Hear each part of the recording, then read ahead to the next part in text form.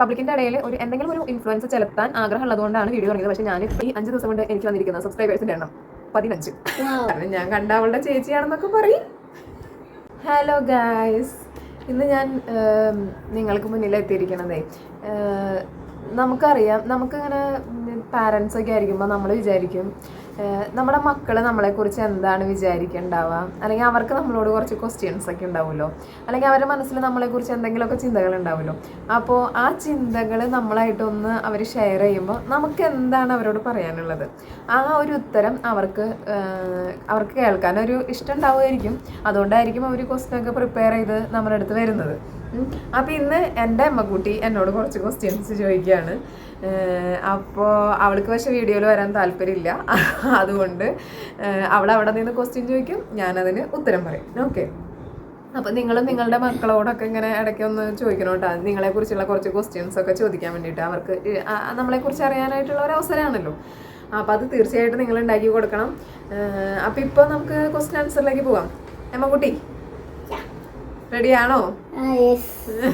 എന്നാ ആദ്യത്തെ ക്വസ്റ്റ്യൻ മമ്മോട് ചോദിച്ചോളൂ. How old are you?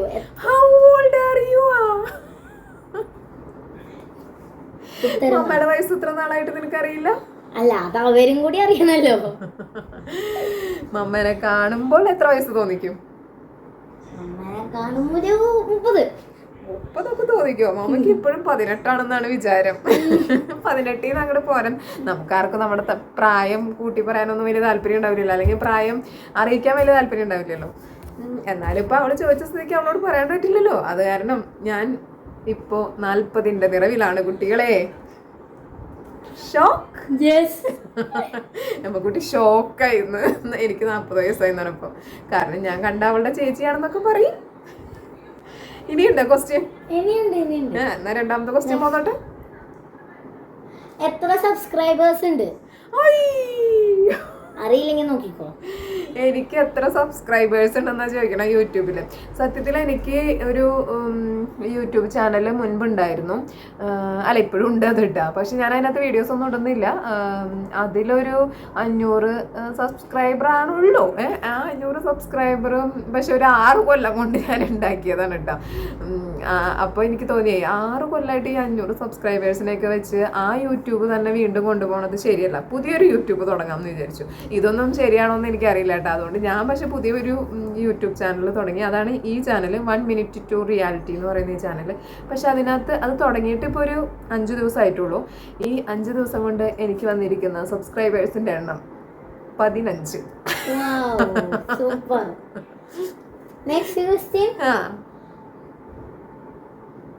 പോരട്ടെ കേട്ടെ. Full name? എന്റെ ഫുൾ നെയിമാ? നീ പറയാ എന്റെ ഫുൾ നെയിം എന്താന്ന് നീ പറയേ. എമ്മക്കുട്ടിക്ക് അറിയാമോ? എനിക്ക് അറിയണല്ലോ. സോണിയ ജെയിംസ്. പക്ഷെ എൻ്റെ അപ്പൻ്റെ പേരാണ് കേട്ടോ ജെയിംസ് എന്നുള്ളത്. അപ്പോൾ എനിക്ക് ആ ഫുൾ നെയിമോട് കൂടി തന്നെ അറിയപ്പെടാനാണ് ആഗ്രഹം. വേറെ പേര് സാധാരണ കല്യാണം കഴിഞ്ഞ് കഴിഞ്ഞാൽ അപ്പോൾ ഹസ്ബൻഡിൻ്റെ പേരായിരിക്കും പിന്നെ ഭാര്യ അവരുടെ കൂടെ വയ്ക്കുന്നത്. പക്ഷെ അത് പക്ഷെ നമുക്ക് പലപ്പോഴും ജോലിക്കായാലും നമ്മുടെ സർട്ടിഫിക്കറ്റുകളിലൊക്കെ ആയാലും ഭയങ്കര ബുദ്ധിമുട്ടുണ്ടാക്കുന്ന സംഭവമാണ്. അപ്പോൾ അതുകൊണ്ട് നിങ്ങൾ മനസ്സിലാക്കേണ്ട ഒരു കാര്യം, നമ്മുടെ പേര് ഫുൾ നെയിം ഒരിക്കലും മാറ്റേണ്ട കാര്യമില്ല. ഹസ്ബൻഡും ഒക്കെ ഹസ്ബൻഡിൻ്റെ പേരും ഹസ്ബൻഡിൻ്റെ തണലും ഒക്കെ നമുക്ക് വേണം. പക്ഷെ നമ്മുടെ പേര് മാറ്റിയിട്ടുള്ള ഒരു തണലും നമുക്ക് വേണ്ട. അതുകൊണ്ട് എൻ്റെ പേര് സോണിയ ജെയിംസ്. പക്ഷേ എൻ്റെ ഹസ്ബൻഡിൻ്റെ പേര് ലിജോ എന്നാണ്. വല്ലപ്പോഴൊക്കെ വല്ലയിടത്തൊക്കെ പറയുമ്പോൾ ഹസ്ബൻഡ് സോണിയ ലിജോ എന്ന് പറയും. പക്ഷെ ഞാൻ ഒരിക്കലും സോണിയ ലിജോ എന്ന് പറയാറില്ല. സോണിയ ജെയിംസ് എന്ന് മാത്രമേ പറയാറുള്ളൂ. ഓക്കെ, കുടുംബത്തെ പറ്റി, അതായത് ഞാൻ, പപ്പ, ചേട്ടൻ, അമ്മ, ഇത്രയും 4 പേരെ കുറിച്ച് പറ. അയ്യോ, അതായത് അവള് ചോദിച്ചത് ഇത്രയേ ഉള്ളൂ, എൻ്റെ കുടുംബത്തെക്കുറിച്ച് പറയാൻ. അതായത് ഞാനും എൻ്റെ ഹസ്ബൻഡും എൻ്റെ 2 മക്കളും അടങ്ങുന്ന കുടുംബത്തെക്കുറിച്ച്. ആ കുടുംബത്തെക്കുറിച്ച് ഇപ്പം എന്താ പറയണേ? എൻ്റെ ഹസ്ബൻഡിൻ്റെ പേര് ലിജോ, എൻ്റെ മൂത്ത മോൻ്റെ പേര് റിക്ക്, എൻ്റെ രണ്ടാമത്തെ മോളുടെ പേര്, അതായത് ഇപ്പം എന്നോട് ക്വസ്റ്റ്യൻ ചോദിക്കുന്ന കുട്ടിയുടെ പേര് എമ്മ. അപ്പം ഹസ്ബൻഡ് എന്താ ചെയ്യണമെന്ന് വെച്ച് കഴിഞ്ഞാൽ ആളൊരു പ്രൈവറ്റ് ഫേമിൽ വർക്ക് ചെയ്യാണ്. അവിടുത്തെ ജനറൽ മാനേജറായിട്ട് വർക്ക് ചെയ്യാണ്. പിന്നെ എറിക്കാണ് എൻ്റെ മൂത്ത മോൻ. അവനിപ്പോൾ 15 വയസ്സായി. അപ്പോൾ ഇപ്പോൾ 10ാം ക്ലാസ്സിലേക്ക് കടന്നിരിക്കുകയാണ്. അപ്പോൾ പഠിക്കാനൊക്കെ കുറേ ഉണ്ട് അവന്. അപ്പോൾ അതിൻ്റേതായ കുറച്ച് ബുദ്ധിമുട്ടുകളും നേരം, അതായത് 2 മണിക്ക് 3 മണിക്കൊക്കെ എഴുന്നേറ്റിരുന്നൊക്കെ പഠിക്കുന്നുണ്ട്.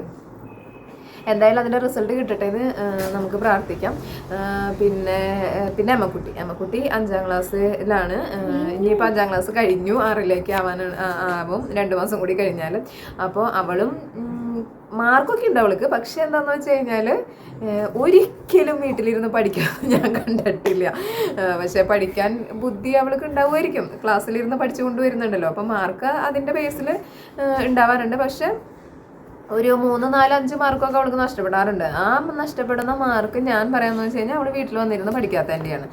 അപ്പോൾ വീട്ടിലും കൂടി ഇരുന്ന് പഠിക്കുകയാണെങ്കിൽ അവൾക്ക് ക്ലാസ്സിൽ 1ാം സ്ഥാനത്ത് എത്താൻ കഴിയും. അപ്പോൾ 6ാം ക്ലാസ്സിലെങ്കിലും ജയിക്കാവുമ്പോഴെങ്കിലും അവളത് ക്ലാസ്സിൽ ഫസ്റ്റൊക്കെ കിട്ടട്ടെ. പിന്നെ ക്ലാസ്സിൽ ഫസ്റ്റ് കിട്ടണതിലൊന്നും വലിയ അർത്ഥമൊന്നുമില്ല. കാരണം ഭാവിയിൽ അവർ എന്താവും എന്നുള്ളത് നമുക്ക് അവർക്ക് എന്താണ് എക്സ്പെക്റ്റേഷൻ എന്നുള്ളതൊക്കെ അവരുടെ കയ്യിലിരിക്കുന്ന കാര്യമാണ്.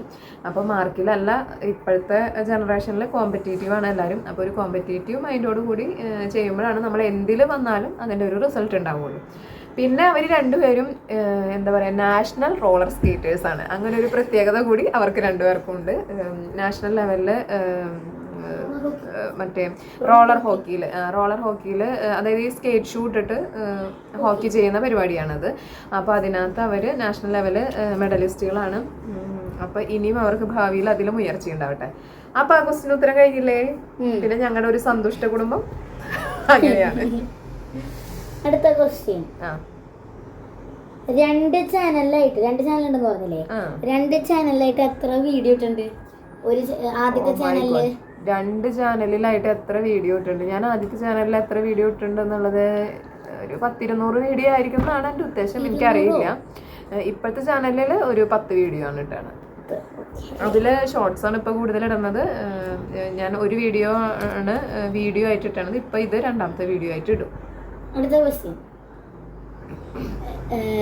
എന്തുകൊണ്ടാണ് യൂട്യൂബ് ചാനൽ തുടങ്ങിയത്? എൻ്റെ മാതാവേ, എന്നെ കുറിച്ച് അവൾ ചോദിക്കുന്ന ചോദ്യങ്ങൾ എന്തുകൊണ്ടാണ് ഞാൻ യൂട്യൂബ് തുടങ്ങിയതെന്നാണ്. യൂട്യൂബ് തുടങ്ങിയത് എന്താണെന്ന് വെച്ച് കഴിഞ്ഞാൽ, എനിക്കിങ്ങനെ യൂട്യൂബ് നമുക്കിങ്ങനെ ജോലിയൊക്കെ കഴിഞ്ഞ് വരുമ്പോൾ മൊബൈലിൽ ഇങ്ങനെ സെർച്ച് ചെയ്യാന്നുള്ളതാണ് നമ്മുടെ ഒരു ഹോബി എന്ന് പറയുന്നത് ഇപ്പോൾ. അപ്പോൾ യൂട്യൂബിൽ ആളുകൾ ഇട്ടാണ് വീഡിയോ ഒക്കെ സെർച്ച് ചെയ്യലാണ് ഇപ്പോഴത്തെ ഹോബി. അപ്പോൾ അങ്ങനെ വീഡിയോകൾ സെർച്ച് ചെയ്ത് വരുമ്പോൾ ഓരോ ഇൻഫ്ലുവൻസേഴ്സിൻ്റെ വീഡിയോ കാണുമ്പോൾ ഭയങ്കര ആഗ്രഹം, ഞാനും ഒരു ഇൻഫ്ലുവൻസർ ആയിരുന്നെങ്കിൽ, അല്ലെങ്കിൽ അങ്ങനെ ഒരു ആഗ്രഹം. പക്ഷേ ഏത് മേഖലയിൽ ഇൻഫ്ലുവൻസർ ആവണം എന്ന് എനിക്കൊരു ഐഡിയ ഇല്ല. അതിനിപ്പോഴും എനിക്ക് ഐഡിയ കിട്ടിയിട്ടില്ല. അപ്പോൾ എപ്പോഴെങ്കിലുമൊക്കെ ഒരു ഇൻഫ്ലുവൻസർ ആവും എന്നുള്ള, ഏതെങ്കിലുമൊക്കെ കണ്ടന്റ് റീച്ച് ആവുമ്പോൾ ഇൻഫ്ലുവൻസർ ആവും എന്ന് വിചാരിക്കുന്നു. അപ്പോൾ അങ്ങനെ ഒരു പബ്ലിക്കിൻ്റെ ഇടയിൽ എന്തെങ്കിലും ഒരു ഇൻഫ്ലുവൻസ് ചെലുത്താൻ ആഗ്രഹമുള്ളത് കൊണ്ടാണ് വീഡിയോ തുടങ്ങിയത്. പക്ഷെ ഞാനിപ്പോൾ ഇട്ടിരിക്കുന്ന വീഡിയോകളൊന്നും ഒരു ഇൻഫ്ലുവൻസിങ് വീഡിയോ എന്തെങ്കിലും ഉണ്ടോ എന്ന് എനിക്കറിയില്ല. എന്തായാലും ഇൻഫ്ലുവൻസിങ് വീഡിയോസായിട്ട് ഞാൻ തീർച്ചയായിട്ടും നിങ്ങളുടെ മുന്നിൽ വരും. അപ്പോൾ മറ്റുള്ളവരുടെ വീഡിയോസ് കണ്ടതുകൊണ്ടാണ് എനിക്കൊരു പ്രചോദനം വീഡിയോ തുടങ്ങാനായിട്ട്, അടുത്ത ക്വസ്റ്റ്യൻ, യൂട്യൂബ് തുടങ്ങാനായിട്ട്. ഇനി നെക്സ്റ്റ് ക്വസ്റ്റ്യൻ ചോദിച്ചു. ഇപ്പൊ ഉള്ള ചാനലില്ലേ, ഇതൊക്കെ യൂട്യൂബിനെ കുറിച്ച് മാത്രമാണല്ലോ ഇവിടെ ചോദിക്കുന്നത്. കഴിയും. ഓക്കെ, ചാനലമ്മയുടെയാലോ. ഇപ്പൊ ഉള്ള ചാനലില് കൂടുതലും എന്തിനെ കുറിച്ചുള്ള കണ്ടന്റ് ആണ് ഇടുന്നത്? ഞാനിപ്പോൾ ഉള്ള ചാനലിൽ എന്തിനെ കുറിച്ചുള്ള കണ്ടന്റാണ് ഇടുന്നതെന്നാണ് ചോദിക്കുന്നത്. പക്ഷെ ഞാനിപ്പോൾ ഉള്ള കണ്ടന്റ് എന്ന് പറഞ്ഞു കഴിഞ്ഞാൽ, ഞാൻ ആദ്യം ഇത് തുടങ്ങിയത് ഒരു പോസിറ്റീവ് മൈൻഡ് അല്ലെങ്കിൽ പോസിറ്റീവ് തിങ്കിങ് ജനങ്ങളിലേക്ക് എത്തിക്കുക എന്നുള്ള ഒരു ചിന്തയോടുകൂടിയാണ് തുടങ്ങിയത്. അപ്പോൾ പോസിറ്റീവ് തിങ്കിങ് എത്തിക്കണം എന്ന് ഞാൻ വിചാരിക്കുമ്പോൾ പക്ഷെ എനിക്ക് കണ്ടന്റ് ഒന്നും കിട്ടണില്ല. അങ്ങനെ 1-2 ആദ്യത്തെ വീഡിയോ ഇട്ടു. പക്ഷെ പിന്നീട് നോക്കുമ്പോൾ റീച്ച് വരാണ്ടാവുമ്പോൾ നമ്മൾ വിചാരിക്കും ഇതൊന്നും ആൾക്കാർ കാണുന്നില്ല, അപ്പോൾ അത് കാരണം അങ്ങനെ ഇട്ടിട്ട് കാര്യമില്ല. പിന്നെ ഞാൻ വിചാരിച്ചു എന്നാൽ പിന്നെ ഡെയിലി വ്ളോഗ് ചെയ്താലോ എന്ന്. പക്ഷെ അപ്പോഴും റീച്ചില്ല. ഇങ്ങനെ റീച്ചില്ലാത്ത കുറേ കണ്ടന്റുകൾ ഇട്ടിട്ട് എന്താ കാര്യം? അപ്പോൾ അതുകൊണ്ട് ഇപ്പോഴും ഞാൻ തീരുമാനമൊന്നും എടുത്തിട്ടില്ല എന്ത് തരം വീഡിയോ ഇടണം എന്നുള്ളത്. ഏതെങ്കിലും എൻ്റെ ഒരു വീഡിയോ റീച്ച് വന്നു കഴിഞ്ഞാൽ അപ്പോൾ ആ മേഖലയുമായി ബന്ധപ്പെട്ടുള്ള കണ്ടന്റുകൾ ഇടണം എന്നാണ് എൻ്റെ ആഗ്രഹം. ഓക്കെ, അടുത്ത ക്വസ്റ്റ്യൻ. ഓക്കെ, ഒറ്റൊരു ചാനൽ ക്വസ്റ്റ്യനും കൂടിയേ. ഇനി ചാനലിൽ ഈ ഒരു ക്വസ്റ്റ്യനും കൂടി ചാനലിനെ കുറിച്ച് നിർത്തിക്കോളണം. ഇനിയില്ല. ഈ 2 ചാനല് എന്നാണ് തുടങ്ങിയത്? എനിക്കുള്ള 2 ചാനൽ തുടങ്ങിയത് എന്താണെന്ന് വെച്ച് കഴിഞ്ഞാൽ, ആദ്യത്തെ ചാനൽ തുടങ്ങിയിട്ട് ഞാൻ നേരത്തെ ഒരു ക്വസ്റ്റ്യനിൽ പറഞ്ഞു 6 വർഷങ്ങൾക്ക് മുൻപാണ് ഞാൻ ആദ്യത്തെ ചാനൽ തുടങ്ങിയത്. പിന്നെ ഇപ്പോഴത്തെ ചാനൽ തുടങ്ങിയിട്ട് ഒരാഴ്ച ആയിട്ടുള്ളൂ. അതും ഞാൻ പറഞ്ഞ ക്വസ്റ്റ്യന് ഉത്തരം ഞാൻ പറഞ്ഞു. ഇല്ല, പറഞ്ഞില്ല. നേരത്തെ ഒരു ക്വസ്റ്റ്യൻ ചോദിച്ചപ്പോൾ ഞാനിത് ഇടയിൽ വന്നു പോയായിരുന്നു. ശരി, അടുത്ത പറയാം, ചോദിക്കാം. എന്താണ് ജോലി? എൻ്റെ ജോലി എന്താണെന്ന് ഇപ്പോഴെങ്കിലും എന്നെ കുറിച്ചുള്ള ഒരു ചോദ്യം എൻ്റെ മോള് ചോദിച്ചല്ലോ.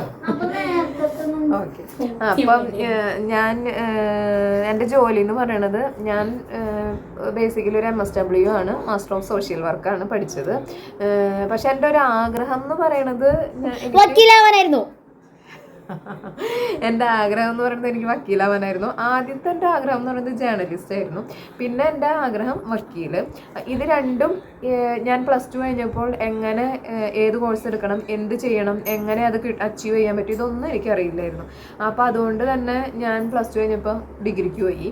അങ്ങനെ ഡിഗ്രി പഠിച്ചുകൊണ്ടിരുന്നപ്പോൾ ഡിഗ്രിയിൽ സോഷ്യോളജി പഠിപ്പിച്ച ഒരു ഷീജു മിസ് എൻ്റെ അടുത്ത് പറഞ്ഞു, സോണിയയ്ക്ക് സോഷ്യൽ വർക്കിൽ നല്ലൊരു താല്പര്യമുള്ള കുട്ടിയാണ്, അപ്പോൾ അതുകൊണ്ട് MSW ഒക്കെ പഠിച്ചാൽ നല്ല ജോലി കിട്ടും, അപ്പോൾ MSWയിലേക്ക് പോകാൻ. അപ്പോഴേക്കും ഞാൻ ഈ LLB, ജേർണലിസം അതൊക്കെ കുറച്ചൊക്കെ എൻ്റെ മനസ്സിൽ നിന്ന് പോയിട്ടുണ്ടായിരുന്നു കേട്ടോ. അപ്പോൾ ഞാൻ വിചാരിച്ചു അന്ന് MSW തന്നെ നമുക്കത് എടുക്കാം. അപ്പോൾ ഞാൻ വിചാരിച്ചു അപ്പോൾ ഞാൻ MSW എടുക്കണമെങ്കിൽ കുറച്ചൊക്കെ അങ്ങനെ എൻ്റെ വിചാരം എന്ന് വെച്ച് കഴിഞ്ഞാൽ ഒരു സോഷ്യൽ വർക്കാണല്ലോ. അപ്പോൾ ആ സോഷ്യൽ വർക്ക് ചെയ്യണമെങ്കിൽ കുറച്ച് ത്യാഗങ്ങളൊക്കെ സഹിക്കണം.